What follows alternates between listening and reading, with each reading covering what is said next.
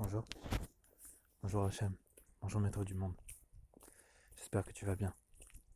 Hachem, s'il te plaît, aide-nous dans ta grande bonté, à pouvoir bénéficier de tes bénédictions. Que tu puisses nous bénir et qu'on puisse comprendre et reconnaître tes bénédictions. Que tu puisses créer en nous, en moi, en nous, toutes les bénédictions que Yaakov Avinu a pu faire dans cette paracha, Vayehi. Qu'on puisse avoir en nous les qualités des 12 tribus. Tous les secrets qu'il y a dans ces bénédictions. C'est incroyable. Alors Hachem, je t'en prie, fais en sorte également que nos enfants, que nous-mêmes et que nos enfants, on puisse devenir comme Ephraïm et Ménaché. On voit dans la paracha que Yaakov Avinu, il a pu bénir Ephraïm et Ménaché. Il y a d'ailleurs la fameuse histoire où il croise les bras pour bénir Ephraïm en premier, alors que c'est le cadet. Et Ménaché, il le bénit après. Donc on se pose forcément la question de savoir comment ça se fait. Pour plusieurs raisons, et notamment moi j'ai vu que c'était parce que Ephraïm il étudiait essentiellement avec Yaakov Avinu la Torah, et que Ménaché il était plus avec son père à s'occuper des affaires du royaume, un petit peu comme son bras droit, son chef de guerre. Et du coup Yaakov Avinu il a montré comme ça que la Torah elle passe avant tout quoi qu'il arrive, que bien sûr on a besoin des deux, mais que la Torah, l'étude de la Torah, elle passe avant tout. Il a montré aussi par rapport au prénom, au sens des noms, Ephraïm, Ménaché. Ephraïm, c'est une belle connotation.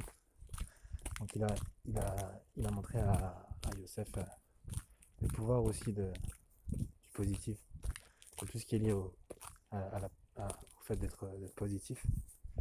Et c'est pour ça qu'il a béni Ephraïm en premier. Donc Yosef, on voit comme ça qu'il a pas trop apprécié, parce qu'il avait surtout peur de créer encore des jalousies. Mais il a vite compris que Yaakov il savait ce qu'il faisait. Donc c'est pour ça que je te demande Hachem qu'on puisse te faire confiance. Parce que moi je sais que tu sais. Dans ma vie, tout ce qui peut se passer autour de moi, tout ce que je pourrais voir qui pourrait être bizarre à mes yeux, où je pourrais me dire mais attends, papa, quand même, c'est pas comme ça qu'on fait. Ta main, elle est pas du bon côté. Est-ce que tu peux la mettre autre part? Comment ça se fait que il y a ça qui m'arrive dans ma vie, que c'est du côté gauche, alors que tu pourrais peut-être me donner un peu plus de côté droit? Pourquoi tout ça? Moi, je me pose pas de questions, Hachem, parce que je sais que tu sais. Je sais que tu sais tout. Et je sais que c'est toi qui gères tout. Alors je t'en prie, fais en sorte que tes enfants ils puissent être aussi comme Yosef et comme Ephraim et Ménaché, que même s'ils te posent des questions, qu'après ils reviennent pas dessus. C'est-à-dire que là on a vu que Yosef, il a essayé de lui enlever la main, déplacer la main gentiment, mais après il a pas pris mal quand son père lui a dit je sais. Il a pas demandé des explications, il a dit ok papa. Donc moi je te le dis, et j'espère qu'on va te le dire aussi. Ok papa, fais ce dont tu penses le mieux pour nous, Hachem. Ce que tu es en train de faire actuellement, on pourrait se poser énormément de questions. On pourrait même se plaindre, Chas Shalom. Mais moi je sais au fond de moi que tu es en train de me préparer quelque chose d'extraordinaire, un nouveau monde. Mais si le Mashiach il arrive demain, si le Mashiach est arrivé au moment où on était en train de travailler, on lui aurait dit attends écoute, j'ai une réunion demain, c'est compliqué, j'ai plein de trucs à faire, c'est pas maintenant s'il te plaît, viens un peu plus tard, mais là franchement c'est compliqué. En plus tu vois, pendant que je suis en train de parler avec toi, je pourrais miser 500 € en bourse.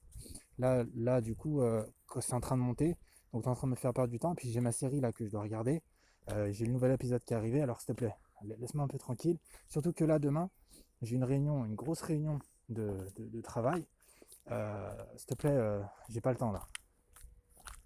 Là Hachem il nous met en pause, il nous met en mode Shabbat, il nous met en mode réflexion, où on est obligé de lever la tête en fait vers lui. Et comme ça s'est passé d'ailleurs en Égypte, les parachutes qui vont arriver là bientôt, on voit que les Israël ils crient vers leur père. Et c'est ça qu'il attend Hachem, c'est qu'on puisse crier vers lui. On n'est pas obligé de dire des mots, on peut juste crier.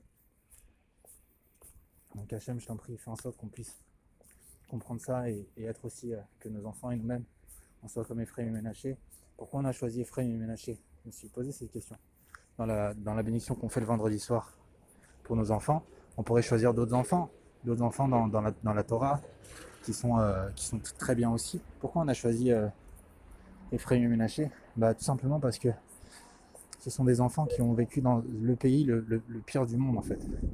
Le pays où il y a le plus de débauche, le plus d'idolâtrie, il y a le plus là où tu es le plus caché en fait. Et ils ont quand même été très droits et toujours dans la Torah, toujours dans les mitzvot. Ménaché évidemment il a étudié même s'il était bras droit de Yosef, bien sûr il a étudié. Et c'est pour ça qu'on bénit comme ça nos enfants, parce que tu sais très bien qu'on qu'on a vécu longtemps en exil, pour justement chercher toutes les étincelles d'âme qu'on devait chercher, toutes les missions qu'on devait faire.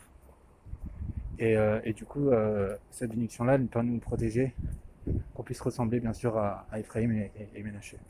Donc j'espère que ça va nous porter chance et que ça va nous permettre de pouvoir faire les bons choix dans notre vie et de toujours bien sûr te laisser faire nos choix, te laisser faire les choses directement. Que nos choix, ça soit justement de te laisser que notre libre arbitre, ça soit justement de te le donner en fait, pour que tu puisses faire les choses parce que tu sais, toi tu sais. Tu veux pas nous embêter, tu veux pas. Je sais que tu sais, je sais que tu veux pas nous enlever le libre arbitre. Moi en tout cas, voilà, depuis quelques temps, tu sais très bien que je te l'offre, mon libre arbitre, et que je te laisse gérer ma vie comme tu l'entends, parce que quoi qu'il arrive, je sais que tu sais, et surtout je sais que tu sais pour le bien. Je t'aime, Hachem, merci.